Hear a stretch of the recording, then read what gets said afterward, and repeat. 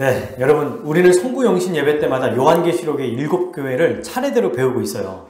처음에 배웠던 게 2019년도 첫 해는 에베소 교회, 그리고 작년에는 서머나 교회에 대해서 우리가 살펴봐서요. 오늘은 세 번째 교회, 버가모 교회에 대해서 알아보자 합니다. 그 전에 우리가 요한계시록을 1년에 딱 한 번만 배우기 때문에 계시록이 어떤 책인지 또 가물가물하죠. 그래서 아주 간단하게만 짚고 넘어갈 거예요. 자, 첫째, 요한계시록은 묵시 문학입니다. 그러니까 묵시라고 하는 거는 이미지를 통해서 형상이나 어떤 상상, 표현, 그림 언어라고 하거든요. 이런 걸 통해서 메시지를 전달하는 방식이에요. 그래서 묵시를 문자적으로 해석하면 된다, 안 된다? 안 된다. 예를 들면 시편 23편에 여호와는 나의 목자시니 그 나를 푸른 초장에 누이시고, 실제로 푸른 초장에 누이시는 거예요? 아니죠. 진짜로 푸른 초장을 말하는 게 아니에요. 또 여호와는 나의 반석이요 산성이시니, 진짜 하나님이 돌덩이 건물입니까? 바위예요? 아니에요. 그만큼 우리의 든든하다는 말씀이잖아요. 나의 방패시다. 아니, 하나님의 방패라고요? 이게 이미지예요, 이미지. 시와 같은. 오늘 빵 터졌어요. 자, 그래서 여러분, 이렇게 시편처럼 묵시는 이미지를 잘 문자적으로 해석할 게 아니라 이게 묘사하는 것이 어떤 상징을 가지고 있는지를 이해하는 상징 언어로 되어 있는 거예요. 그리고 두 번째, 요한계시록은 미래에 일어날 어떤 예언에 관한 신비한 책이 아닙니다. 아시죠? 요한계시록을 아주 핵심만 얘기하면 크게 세 가지로 말씀드릴 수 있어요. 첫 번째, 계시록은 십자가에서 승리하신 예수 그리스도가 만물의 주가 되셨다라는 게 핵심이에요. 그분이 죽고 무덤에 묻히신 게 아니라 지금 하늘 보좌에서 아시죠, 여러분? 빛난 주석에 불꽃 같은 눈동자에 입에 검이 나오는 모든 만물을 다스리시는 하나님 나라의 왕으로 지금 다스리고 계신다. 이게 첫 번째 핵심이고, 두 번째 핵심은 이렇게 영광스러운 예수님이 교회를 붙들고 계시니까 교회는 어떤 어려움 속에서도 어떠한 유혹과 고난 속에서도 안전하다라는 게 두 번째 핵심입니다. 그리고 마지막 세 번째, 그렇기에 교회는 이 땅에서 끝까지 믿음을 지킬 수 있고 힘있게 살아가면서 우리 주님이 다시 오신 재림을 기다린다라고 하는 게 계시록의 핵심이에요. 그러니까 두 축이죠. 예수 그리스도 계시고 그분이 교회를 붙잡으신다. 어떠한 어려움 속에서도 주님이 우리를 다스리시고 보호하시기에 교회는 안전하다. 이게 계시록에 대한 핵심이에요. 2장과 3장을 보면 7교회에게 하신 말씀이 있는데요. 여러분, 예수님은 이 7교회 각 교회마다 5가지의 틀을 가지고 한 교회씩 각각 말씀하세요. 5가지의 틀을 가지고 모든 교회에 적용하세요. 첫 번째, 예수님이 어떤 분이신지를 이미지를 통해 보여주십니다. 근데 이 이미지는요, 교회마다 다 달라요. 왜냐하면 교회마다 지금 처한 상황과 그 교회가 어떤 것들을 잘하고 있는지 잘못하고 있는지가 다르기 때문에 예수님이 다르게 말씀하시는 거예요. 이게 첫 번째, 어떤 분이신지 보여주는 거예요. 두 번째, 잘하고 있는 점을 칭찬하십니다. 모든 교회마다 그렇게 하세요. 그리고 세 번째는 잘못한 일을 책망하세요. 네 번째, 이제 돌이키라고 하는 권면의 말씀을 하시는 거예요. 마지막 5번째, 이 권면을 듣고 회개하고 돌이키는 교회에게는 약속해 주신다. 그러니까 처음에는 예수님 그분이 어떤 분이신지 이미지로 나타나고, 두 번째는 칭찬하시고, 세 번째 책망, 네 번째는 권면, 5번째는 약속. 이렇게 7교회 모든 교회 똑같은 5가지의 틀을 가지고 말씀하세요. 그러니 오늘 말씀도 쉽죠? 5가지를 살펴보면 되는 거예요. 근데 여러분, 7교회라고 할 때 7이라는 숫자가 우리가 알고 있지만 완전수의 뜻하거든요. 완전수를 의미하거든요. 이스라엘에는. 그러면 상징적으로 이걸 해석해야 된다고 했죠. 7교회에게 말씀한다라는 거는 그 당시 2000년 전에 요한이 썼던 7교회가만 해당되는 겁니까? 아니면 완전수기 때문에 이 땅에 오고 가는 모든 교회에게 하시는 말씀입니까? 맞습니다. 모든 교회에게 주신 말씀이에요. 그래서 오늘 버가모 교회에게 하신 말씀도 우리 교회에게 하신 말씀임을 기억하고 우리가 우리의 이야기다라고 하고 말씀을 잘 새겨드리면 좋겠습니다. 자, 그러면 이제 버가모 교회에 대해서 한번 좀 알아볼게요. 버가모 도시는 이 소아시아의 로마 제국이 효과적으로 잘 통치하기 위해 세운 교회예요. 그러니까 전략적으로 세운 도시입니다. 버가모라고 하는 도시가. 그러니까 황제가 직접 통치하고 다스리는 아주 중추적인 도시를 세웠기 때문에 여기가 어때요? 서머나 교회처럼 황배 숭배하는 중심 도시인 거예요. 또 로마 황제를 위해 신전을 지은 최초의 도시이기도 합니다. 그러니 얼마나 여기가 지금 우상 숭배가 정말 막강하고 또 많은 사람들이 우상 숭배를 하고 있는지 알겠죠? 다양한 신들을 섬기고 있었어요. 이 도시는. 신전도 많이 있었고요. 그러니 지금 이 당시의 상황이 이렇고 여기에서 사는 사람들은, 여기서 태어난 사람들은, 아이들은 그냥 당연한 거예요. 원래 신전이 많았고 우상 숭배를 많이 하는 그런 도시에 태어났기 때문에 여기에 살고 있었던 그 교회 성도들도 어때요? 이방 종교와 숭배하는 문화에 영향을 받으며 자라왔습니다. 그래서 예수님을 믿고 말씀대로 산다고 하지만 여전히 그 문화 속에 살고 있는 거예요. 지금 이 버가모 교회가. 자, 그래서 이제 예수님이 어떤 분이신지 말씀하십니다. 첫 번째, 12절. 어떤 분이라고 말해요? 버가모 교회 사자에게 편지하라. 좌우에 날선 검을 가지신 이가 이르시되. 교회의 사자는 실제로 라이언을 얘기하는 게 아니죠. 이 사자는 지도자를 얘기해요. 지도자에게 교회에 편지를 줬다는 것은 지도자, 너 혼자만 알고 있어 라는 얘기예요? 아니면 지도자를 통해 모든 성도에게 말씀하시려고 하는 거예요? 당연히 후자죠. 네. 그래서 버가모 교회 지도자에게 이렇게 말해라, 이렇게 편지 써라 라고 아예 요한에게 예수님께서 말씀하시는 거거든요. 근데 그분이 어떤 분이 편지를 쓰라고 말씀하시냐면 좌우에 날선 검, 둘 다 검을 가지고 있어요. 이거는 어떤 이미지냐면 심판자의 이미지예요. 검을 들고 있다는 것은 뭔가를 베거나 찌르는 거잖아요. 그러니까 이 이미지는 예수님이 어떤 분이시냐면 온 우주 만물의 심판주시다. 심판하시는 분이다. 잘못한 것은 반드시 심판하시는 공의로우신 분. 그러니까 굉장히 무섭죠. 이 표현은. 서머나 교회 같은 경우는 여러분 처음이야 마지막에 죽었다 살아나신 표현이 다 달라요. 에베소 교회는요. 촛대 7촛대 금 촛대 사이를 거니시니 다 달라요. 버가모는 뭔가 약간 어때요? 네, 좀 세죠. 지금 표현이. 왜 이렇게 소개할까요? 네, 버가모 교회가 현재 지금 처한 영적인 상황이, 교회의 영적인 상황이 지금 심각하기 때문입니다. 자, 그러면 두 번째 이제 칭찬이죠. 버가모 교회가 잘하고 있는 점을 칭찬하세요. 13절 읽어볼게요. 내가 어디에 사는지를 내가 아노니 거기는 사탄의 권자가 있는 데라. 여러분 여기가 어디냐면 지금 버가모라고 하는 도시를 예수님이 뭐라고 말씀하세요? 사탄의 권자. 그러니까 로마 황제를 숭배하는 곳이 아주 정말 너무 두드러진 곳이기 때문에 여기를 아예 사탄의 권자라고 표현하세요. 예수님이. 그곳에 지금 너희가 살고 있다. 가장 우상 숭배가 막강하고 이방 신들이 정말 막 판을 치는 곳에 그 정말 어두운 곳에 너희들이 살고 있다. 그런데 읽어볼까요? 내가 내 이름을 굳게 잡아서, 내 이름이 누구의 이름입니까? 예수님의 이름이죠. 그 이름을 굳게 잡아서 내 충성된 증인 안디바가 너희 가운데 곧 사탄이 사는 곳에서, 그곳 버가모 도시죠. 그곳에서 죽임을 당할 때에도 나를 믿는 믿음을 저버리지 아니하였도다.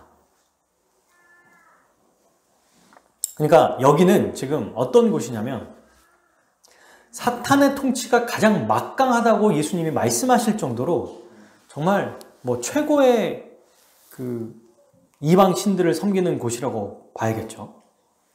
이 당시에서 황제 숭배가 극에 달하는 것. 시장을 가거나 집에 가거나 공부를 하거나 학원을 가거나 직장을 가도 황제 숭배가 너무 자연스러운 곳.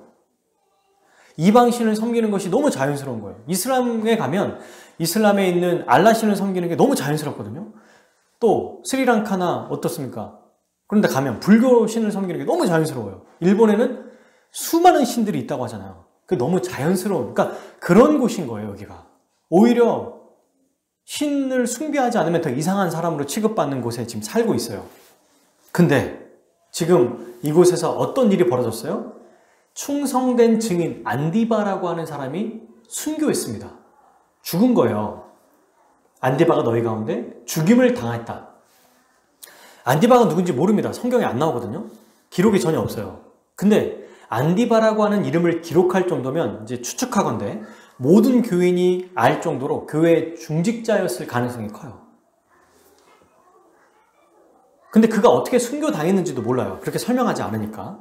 근데 왜 안디바를 이름을 굳이 썼을까? 이걸 또 생각해 볼 필요가 있겠죠. 그가 위대하고 대단한 순교자여서가 아니고 버가모에서 신앙생활하는 자는 누구든지 안디바처럼 죽을 수 있다는 것, 이런 일이 비일비재하게 일어난다는 것을 알려주는 거예요. 그냥 대표격인 겁니다.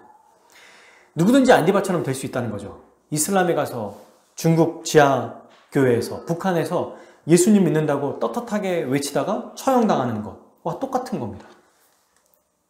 근데 이때 안디바가 죽었을 때 버가모 교회가 어떻게 했는지가 좀 중요해요. 피했습니까? 숨었나요? 도망갔나요? 모른 척 했나요? 13절 후반절에 나오죠. 나를 믿는 믿음을 어떻게 해요? 저버리지 아니할도다. 대단합니다. 안디바라고 하는 중직자가 죽었을 때 어때 겁이 나지 않겠습니까? 아, 나도 죽겠구나. 우리도 저렇게 되겠구나. 생각할 수 있는데 이 성도들은 물러서지 않았어요. 믿음을 저버리지 않았습니다. 끝까지 믿음을 붙잡았어요. 눈앞에 죽음이 닥쳐오고 그 앞에 있는데도 믿음을 지킨 거예요. 북한의 지하교회, 중국에 있는 지하교회, 이슬람 나라에서 예수님을 믿는 것 자체가 죽임을 당하고 가족들이 몰살당하는 그런 처지에서도 끝까지 뒤로 물러서지 않고 믿음을 저버리지 않는 것처럼 살았다는 것입니다. 너무 멋있죠? 이걸 칭찬하신 거예요. 당연해 이렇게 말씀하시지 않았어요. 여러분 성경을 잘 보면 예수님이 야 내가 너희에게 구원을 베풀어 줬는데 이 정도는 해야지 라고 하지 않으세요. 작은 것 하나도 정말 그의 믿음을 보시고 믿음을 주신 분이시지만 믿음을 보시고 칭찬해 주십니다. 근데 이렇게 훌륭한 믿음을 가졌음에도 세 번째 책망받을 일이 있어요. 그게 바로 14절 15절이죠. 같이 읽어볼게요. 그러나 내게 두어 가지 책망할 것이 있나니 거기 내게 발람의 교훈을 지키는 자들이 있도다. 발람이 발락을 가르쳐 이스라엘 자손 앞에 걸림돌을 놓아 우상의 제물을 먹게 하였고 또 행음하게 하였느니라. 이와 같이 내게도 네, 지금 예수님은 버가모 교회가 책망받아야 될 두 가지 일을 말씀하십니다. 첫 번째는 발람의 교훈을 지켰다. 두 번째는 니골라당의 교훈을 지켰다. 첫 번째 발람의 교훈을 지켰다는 건 뭐냐면 여러분 이 발람이라고 하는 사람은 민수기에 나오거든요. 구약, 그러니까 모세 시대 때 출애굽했던 이스라엘 백성과 연관이 있습니다. 이 발람이라는 뜻은 백성을 멸망시키다, 백성을 잡아먹다 이런 뜻이에요. 굉장히 무시무시한 이름이죠. 근데 이 구약의 모세 시대 때 광야 이스라엘 백성이 범죄하게 만드는 이 무당 역할을 했어요. 이 발람이라고 하는 사람이. 민수기 22장 5절부터 25절까지 보면 나와요. 이걸 설명하지는 않겠습니다. 근데 이때 어떤 일이 있었냐면 이름이 비슷해요. 오늘 성경에도 나오지만 이 당시에 이방 왕, 모압 왕 이름이 발락이에요. 락.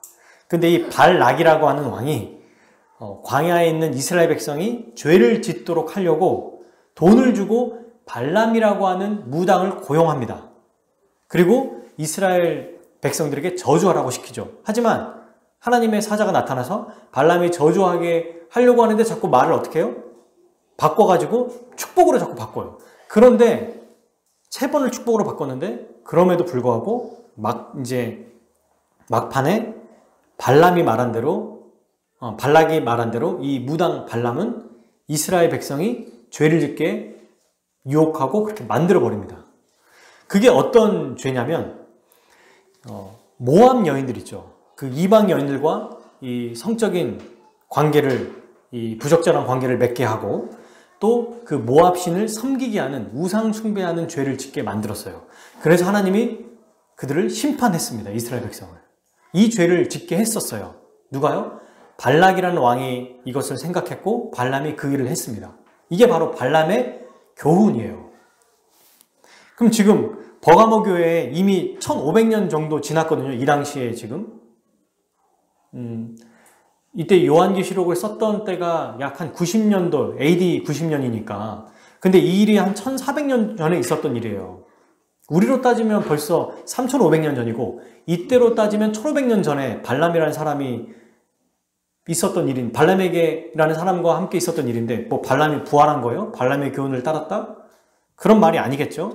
발람의 교훈을 지켰다라고 하는 것은 그 사람이 살아났다는 얘기가 아니라 그가 했던 행동을 그대로 이스라엘 백성이 행하고 있다라는, 지금 이 버가모 교회 성도들이 행하고 있다는 것을 말하는 겁니다.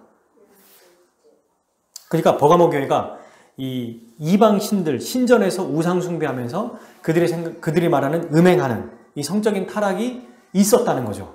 이게 너무 자연스럽게 있었다는 거예요. 두 번째 책망받을 일은 니골라당의 교훈을 지켰다는 건데요.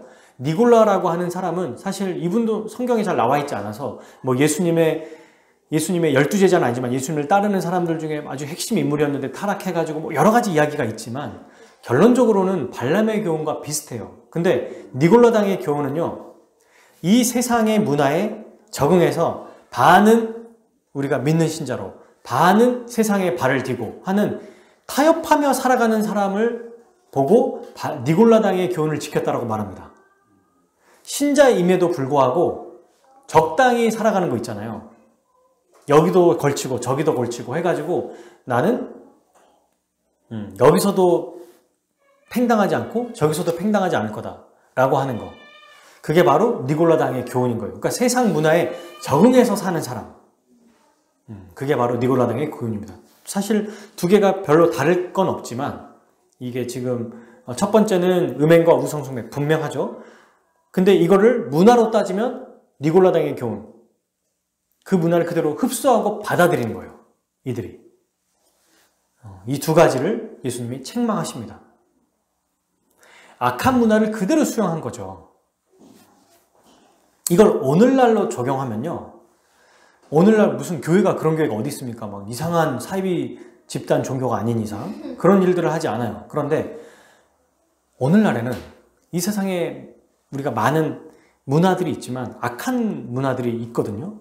사상, 시대정신, 사조, 흐름들 이런 것들이 여과 없이 우리에게 노출되는데 그것을 분별하지 않고 그냥 있는 그대로 흘러가는 대로 받아들이며 살아가는 것을 말하는 거예요. 그래서 이렇게 얘기하는 겁니다. 아니 나는 교회에서 열심히 신앙생활하고 말씀대로 살고 있는데 뭐 어떠냐 이 정도면 다 그렇게 사는 거 아니야? 세상에 뭐 그러면 따로 혼자 나가서 따로 살 거야? 여기서 사는 건 당연한 거지. 아니 이 세상에서 살려면 이 정도는 해야 돼 라고 하는 얘기 있죠.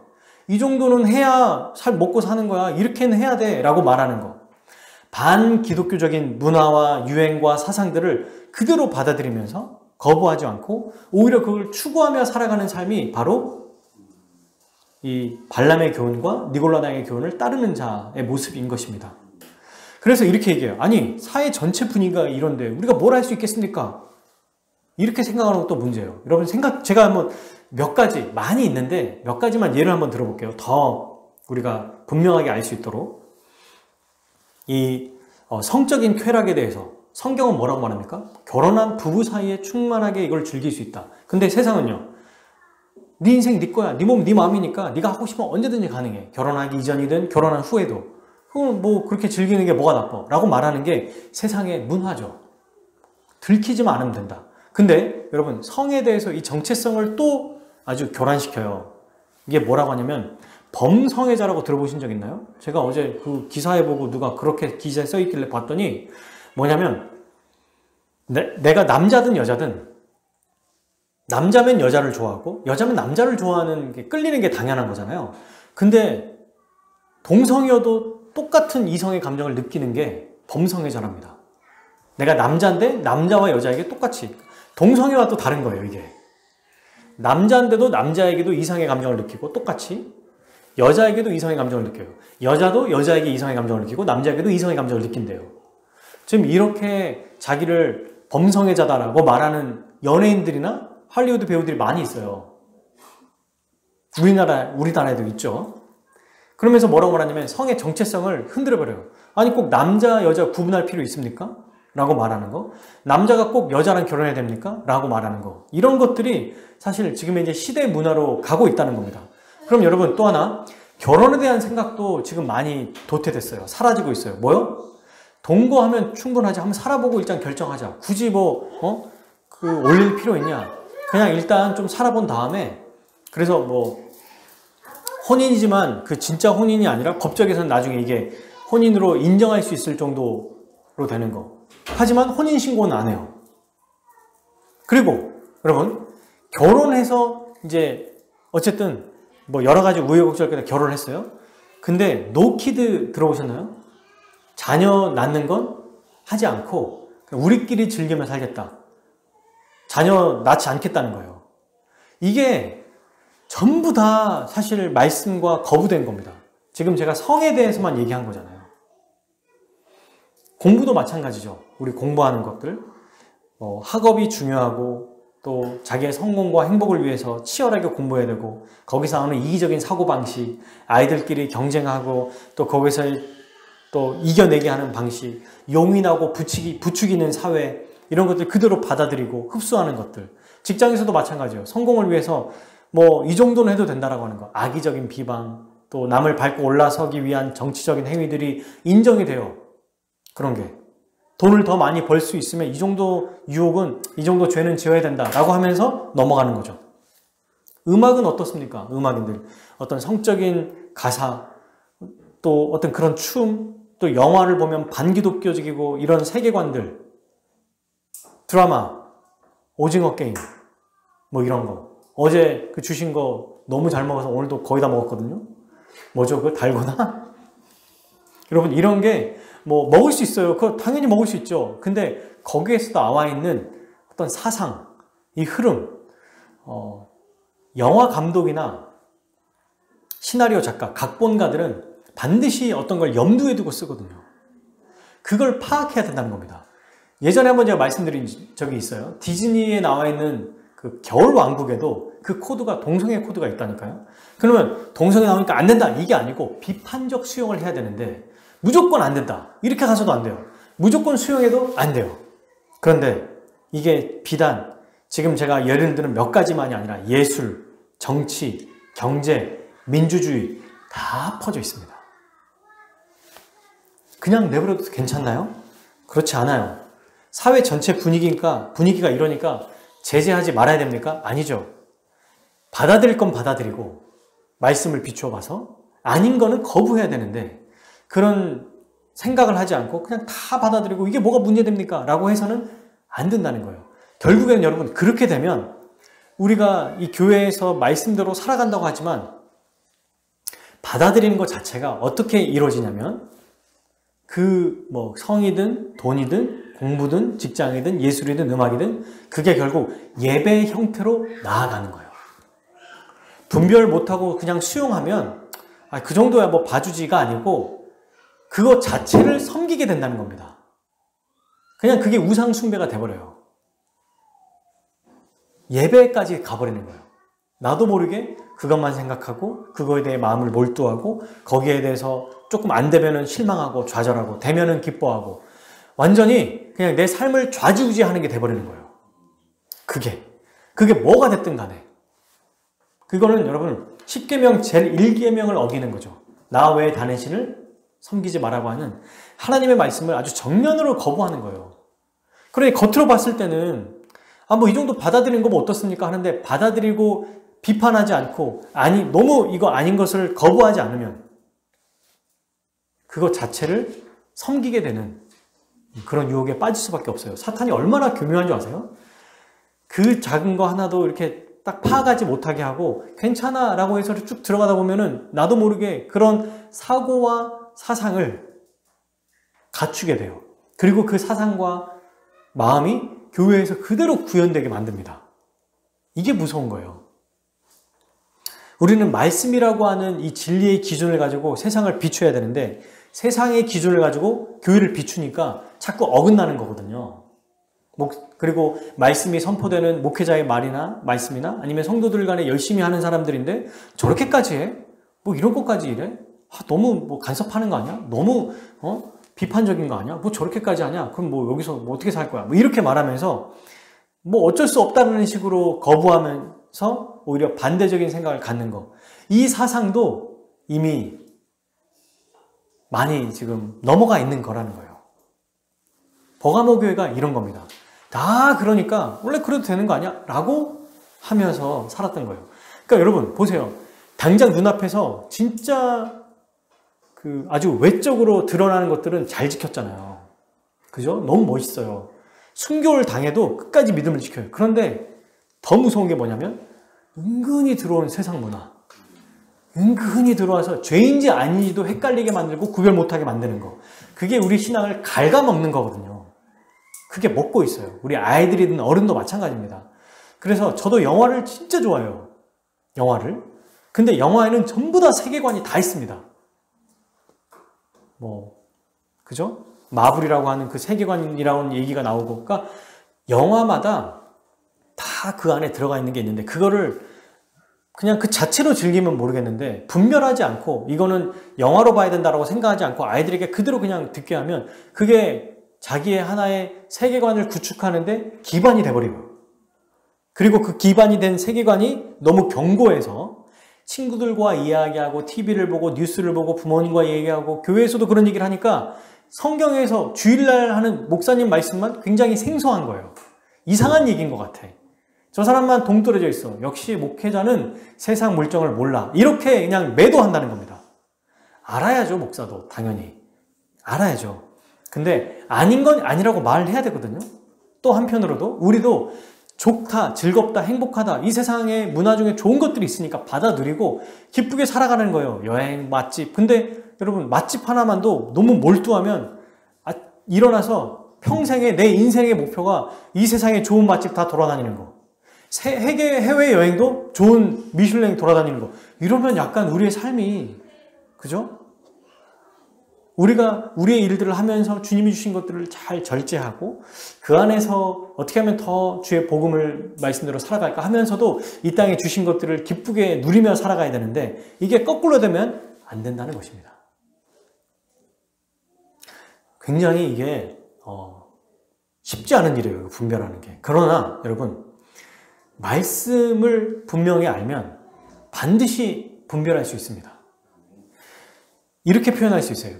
이 세상이 뿌예요. 지금 안개로 너무 가득 차 있고 다 뿌여 있는데 말씀을 딱 쓰면은 아주 선명하게 보이는 겁니다. 캄캄한 밤에 지금 누군가 나를 이렇게 내 손목을 딱 잡고 이끌고 있는데요. 이 사람이 도둑인지 아니면 우리 집 사람인지 모르는 거예요. 그때 야간 투시경을 딱 썼더니 아빠구나 라는 걸 아는 거죠.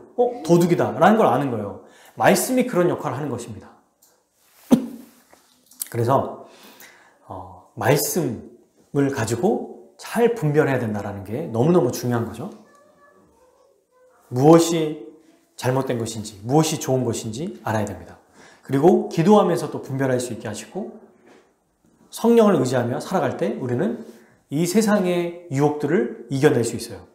그리고 우리가 지금 주일날 배우는 주기도문 말씀처럼 어떤 기도를 드려야 될까요?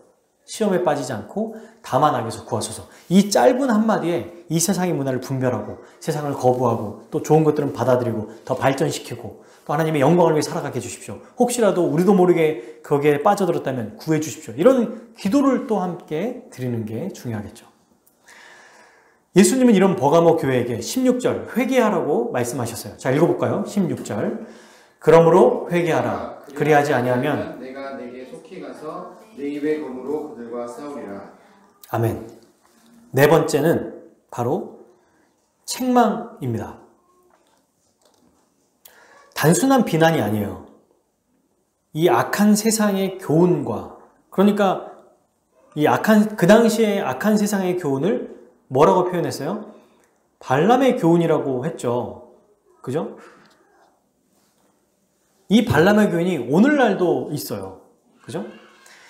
이게 발람의 교훈, 악한 교훈, 세상을 따르는 이 교훈들을 어떻게 하라고? 회개하라고 촉구하시는 거예요. 회개해라 이렇게 말씀하시는 겁니다. 16절 그러므로 회개해라. 이게 너무너무 중요한 얘기죠. 돌아서라는 얘기입니다. 회개는 안 해야지가 아니고 생각, 마음, 행동 이 세 가지가 다 죄에서 돌이키는 걸 말하는 겁니다. 그래서 회개하지 않으면 어떻게 되죠? 17절 16절 후반전이네요. 내가 내게 속히 가서 내 입의 검으로 그들과 싸우리라. 심판하시겠다는 거예요. 회개하지 않으면 우리 주님이 직접 치시겠다는 말씀입니다. 무서운 심판을 받게 된다는 거예요. 근데 예수님의 심판이 좀 이상하지 않나요? 왜냐하면 이 교회가 모두가 다 그렇게 빠졌겠어요? 안디바 같은 사람도 있잖아요, 이 교회에. 그러면 잘못한 사람만 색출해가지고 심판하시면 되지. 왜 전체 교회를 대상으로 심판하신다고 말할까요? 여러분, 이거는 버가모 교회만이 아니고요. 7교회 모두에게 다 해당해요. 잘하는 자가 많이 있는 곳이어도 다 그렇게 살았을까? 서머나 교도. 근데 서머나 교회에게 칭찬하고, 버가모든 에베소든 나중에 빌라델비아든 못하는 사람들 있고 잘하는 사람도 분명히 그 교회 안에 있을 텐데 지금 교회 전체를 대상으로 좀 말씀하고 계시거든요. 칭찬과 책망이 교회 전체입니다. 왜 그럴까요? 왜 책망받을 때 교회 전체가 잘못한 거라고 지금 책망받을까요? 조금만 생각해보면 모두에게 책임이 있다는 것을 알게 돼요. 보세요. 첫 번째 잘못은 지도자의 잘못이에요. 사실 이게 가장 큽니다. 저에 대한 이야기죠. 왜냐면 생각해 보십시오. 한 교회에 어떤 성도가 딱 그 꼬임에 넘어갔어요. 그러면 거짓 혹은 이 교회 안에 거짓 가르침을 전하는 자가 들어왔어요. 그럼 어떻게 해야 돼요, 지도자는? 쫓아내야죠. 또 이 꼬임에 빠져든 사람은 어떻게 해야 됩니까? 그 가르침을 거부하게 하고 다시 돌이키도록 복음을 가르치고 회개하도록 촉구해야 되잖아요. 근데 그걸 안 한 거예요, 지금. 얼마나 했는지, 적당히 했는지 모릅니다. 그런데 지금 지도자가 그 잘못을 한 거죠. 이런 사상이 막 교회 안에 퍼져 있어요? 그러면 그걸 내버려두면 안 되잖아요. 두 번째, 동시에 여러분, 이거는 목사 혼자만 한 일이 아닙니다. 모든 성도가 함께 하는 거예요. 가족 중에 누가 지금 잘못된 길로 가고 있는데 저건 아빠가 하는 일이야, 저건 엄마가 하는 일이야 이러고 가족 중에 아무도 신경을 안 쓰면 이게 가족이에요? 누가 이걸 봐야 됩니까? 먼저 본 사람이 얘기하는 게 맞지 않나요? 가족 중에서도. 이거는 동생이 잘못했어요. 그럼 누나가 먼저 얘기를 해줘야지. 그리고 아빠한테 말해줘야 될 거 아니에요? 엄마한테나. 모든 성도가 이 일을 행하지 않았던 거예요. 한 몸의 교회인 정체성을 그대로 시행하지 않았던 거죠. 그러니까 교회 안에 두 가지예요. 거짓된 복음을 전하는 발람의 교훈과 니골라당의 교훈을 가지고 온 자를 쫓아내고 배격해야 되는 일을 안 했고, 두 번째, 그런 사상을 물들여가지고 밖에서 배워왔든 여기서 배워왔든 쫓아냈어도 혹은 여전히 그 사상을 가지고 있는 사람들을 동일하게 회개하게 하고 또 돌이키게 하는 일을 안 했다는 거예요. 누가? 교회가, 목사와 성도들이. 제가 이 말씀을 보면서 생각나는 하나의 사건이 기억이 났습니다. 20살, 그러니까 제가 고등학교 때 다녔던 교회인데요. 저를 가르쳤던 선생님이 너무 훌륭한 선생님이었어요. 나이가 그때 제가 19살 때 25인가 6 되셨었거든요. 근데 결혼을 굉장히 좀 빨리 하셨어요. 두 분이. 빨리 하셨고, 그리고 25, 6이니까 얼마나 좋아요. 고3인데. 교회 선생님이셨거든요. 근데 너무 멋있었고 항상 우리에게 정말 젠틀하고 멋진 선생님이었어요. 근데 이분이 포스코라고 하는 곳에서 일을 하셨던 분이거든요. 그러니까 젊은 시절에 대학을 아마 전문학사만 따시고 바로 그 제철소에서 일을 하신 거니까 고대죠. 이미 어떤 이 힘쓰는 일들을 하시는 거니까 철광 일 업무에 하시니까. 그런데도 교회에서 어떤 행사가 있거나 또 뭐 있으면 진짜 열심히 헌신하셨어요. 우리 고등부 와서도 맛있는 거 사주시고 헌신해 주셨단 말이에요. 너무 존경하고 좋아했었어요. 근데 이분에게 늘 이제 제가 나중에 대학생이 되고 또 이제 같은 청년이 된 거예요. 결혼했지만 바로 장년부로 안 가고 몇 년 계셨을 때 제가 이제 고향에 내려갈 때마다 가끔 만나서 인사하고 또 그 교양 이제 방학 때 되면은 교회 이제 다니잖아요. 그 부모님 계신 데 있으니까 그때 같이 교제하면 너무 그렇게 좋을 수가 없어요. 선생님 했다가 이제는 그 형이라고 부르고 이러니까 막 그런 재미도 있었고. 근데 이분이 이제 얘기하면서 어떤 걸 제가 알게 됐냐면 신앙에 충족이 안 되는 부분이 있었습니다. 늘 궁금한 게 있었어요. 그래서 인터넷으로 그때는 유명하지 않았으니까 인터넷이. 그래도 막 찾아보고 책도 찾아보고 목사님 찾아가고 이랬는데도 해소가 안 된 거예요. 나중에 제가 들었어요. 한 10년 정도 지난 후에 교회에 안 보이시길래 어떻게 됐나 들었더니 사람들에게 그러니까 세대주의라고 하는 그 교회에 빠져서 직장도 그만두고, 그러니까 그만둬야 되나 말아야 되나 내가 사역을 해야 되나 이런 고민에 계속 하고 계셨던 분이거든요. 근데 결국에는 직장을 그만두고 그 일에 지금 빠져들었는데, 그 어떤 일이냐면 이스라엘에 있는 성도들을 이스라엘, 지금 팔레스타인에 있는 땅으로 이주시키는 일을 하는 거예요. 그러면 주님이 오실 거라고 하는 세대주의의 전형적인 그 교리거든요. 거기에 들어가서 이제 그렇게 이 일에 빠졌다는 얘기를 들었어요. 근데 교인들이 뭐라고 했냐면 이단이라고 정죄하면서 막 뭐라고 했대요. 그래서 있을 수 없어서 나간 거야. 물론 그 교회를 다니기도 했댔지만 오랫동안 다녔었잖아요. 그 부부인 선생님, 저에게는 선생님이고 형과 누나였던 부부가 거의 쫓겨나다시피 갔다는 겁니다. 이 얘기를 듣고 너무 화가 났어요. 여러분, 이런 일이 지금 돌아보면은 교회가 어떤 성도들이 뭔가 좀 잘못된 사상에 빠져 있고 그게 이단이거나 어떤 것이든, 근데 성도들은 속닥속닥거리기만 해. 뒤에서 막 뒷얘기만 하는 거예요. 야, 쟤 어디 빠졌대. 쟤 막 어디에 지금 막 들어갔대. 이상한 데 갔대. 이러면서 정죄하는 거야, 자기들끼리. 그리고 이 사람은 버티지 못하고 빠져나가는 거. 이거는 지금 버가모 교회와 똑같은 일이 벌어진 거예요. 왜요? 두 가지가 다 잘못한 거죠. 목사가 가장 큰 잘못이에요. 제대로 가르쳐주지 않았어요, 이거는. 잘못하게 내버려뒀어요. 두 번째, 신방해야죠. 잘못된 걸 들었으면. 알려줘야죠. 돌이키게 해야죠. 장로님들 모셔 같이 와서 며칠이고 몇 번이고 데리고 와서 얘기하고 다시 시작해보자, 우리 해보자 하고 또 모이고 또 얘기해야죠. 돌이키게 해야죠. 성도잖아. 그래도 끝까지 거부하면 어쩔 수 없지만 그래도 눈물이든 뭐든 막 어떻게든 해야 될 거 아니에요. 잡아와야 될 거 아니에요. 다시 그 교리가 잘못된 거고 이렇게 돌아야 된다. 내가 잘못했다. 제대로 가르치지 못한 내 잘못이다. 해야 될 거 아닙니까? 그리고 교인들은요, 이단이라고 정죄할 게 아니라 함께 일을 맡아서 계속해서 기도하고 돕고 해야 되잖아요. 자기 일만 관심이 있으니까 남들이 뭘 하든지 말든지 관심이 없어. 그리고 뭔가 하나 이슈가 딱 터지면은 거기에 대해서 막 뒷얘기만 하는 거예요. 다 잘못된 겁니다. 그러니 예수님이 지금 교회에게 책망하는 거예요, 이거는. 신앙생활 하듯 열심히 하는 자들이 이런 유혹에 빠지거든요. 얼마나 아까워요. 얼마나 안타깝습니까? 이 일이 교회에게 있다는 것입니다. 우리는 이런 일이 없어요, 아직 당연히. 하지만 이런 것들을 염두에 두라고 말씀하시지 않나 싶습니다. 그러면 어떻게 해야 되는가? 당연히 회개해야 됩니다. 이때 회개는 방금 얘기한 거 두 가지를 포함하죠. 첫 번째,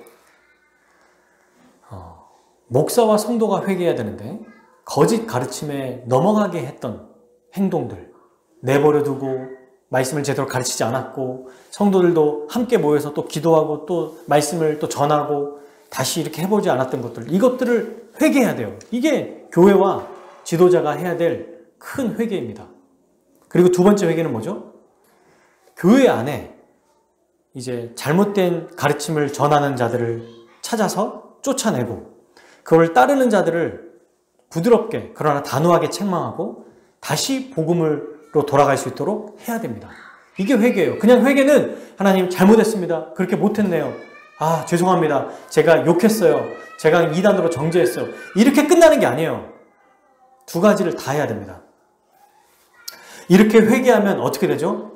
다섯 번째, 약속을 받게 됩니다. 어떤 약속이죠? 17절 읽어볼게요. 귀 있는 자는 성령이 교회들에게 하시는 말씀을 들을지어다. 이기는 그에게는 내가 감추었던 만나를 주고 또 흰 돌을 줄 터인데 그 돌 위에 새 이름을 기록한 것이 있나니 받는 자 밖에는 그 이름을 알 사람이 없느니라. 아멘. 이렇게 회개하면 지도자와 그리고 성도들이 정말 잘못을 시인하고 회개하고 다시 교회를 돌아보고 교회 안에 거짓 가르침을 전하는 자를 쫓아내고 또 그게 빠져있는 자들을 돌아오게 해서 복음으로 충만해질 때 세 가지의 약속을 받게 되는 겁니다. 첫 번째 약속은 만나를 주신다는 거예요. 만나가 뭐였어요? 광야 이스라엘 백성이 고난 중에서도 하나님을 의존할 때 하나님이 그에게 풍족하게 먹이는 일용할 양식 중에 하나였습니다. 이렇게 할 때 그들이 지금 어떤 상황입니까? 우상 숭배하는 상황이에요. 그러니 절하지 않고 하지 않으면 어떻게 될까요? 직장에서도 쫓겨날 수 있고 일상생활을 못하는 어려움에 겪을 수 있어요. 그런데 그렇게 회개할 때 주님이 뭘 책임주신다고요? 삶을 책임져 주신다는 거예요. 세상이 우리를 책임져 주시는 게 아닙니다. 이 세상을 통치하고 다스리시는 우리 주 예수 그리스도, 그분이 날마다 우리를 공급하신다는 거예요. 그래서 이게 육의 양식뿐만 아니라 영의 양식까지도, 생명의 양식을 우리에게 주시겠다는 약속이죠. 그리고 두 번째, 흰 돌을 주신다는 거예요. 여러분, 흰 돌은 뭐냐면 당시에 고대 재판에서 심판관들이 이제 딱 앞에서 피고도 있고 막 뭐 변호인들이 있을 거 아니에요. 근데 재판관들이 지금은 이렇게 선고를 한 다음에 두드리잖아요. 뭐 탕탕탕 끝내지 않습니까? 재판 그 망치로. 근데 이때는 돌이 있었습니다. 흰 돌이 있고 검은 돌이 있었어요. 그 중에 긍정적인 판단, 무죄면 흰 돌을 던졌고요. 또 이거 잘못했다라고 판결할 때는 검은 돌을 던졌다고 해요. 그러니 여기서 흰 돌을 주신다는 건 뭐예요? 너희가 무죄다, 너희가 옳다라고 인정해 주신다는 의미예요. 너희가 의롭다라고 인정해 주는 것. 그러니까 일상의 삶과 영적인 삶을 책임져 주시는 것을 얘기하는 것뿐만 아니라 우리를 의롭다고 인정해 주시는 그 복을 주신다는 겁니다.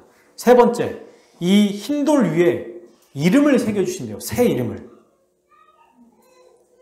여러분, 새 이름을 새겨주신다. 이것은 뭐냐면 자기의 이름을 바꾼다, 개명한다는 뜻일까요? 이름을 다시 바꾼다는 뜻일까요? 아니요. 우리가 받을 수 없는 이름을 받는다는 건데, 그 이름이 무슨 이름이에요? 누구 이름일까요? 네, 예수 그리스도의 이름입니다. 13절에 보세요. 내가 내 이름을 굳게 잡아서 라고 한 거 나오죠? 내 충성된 증인 안디바.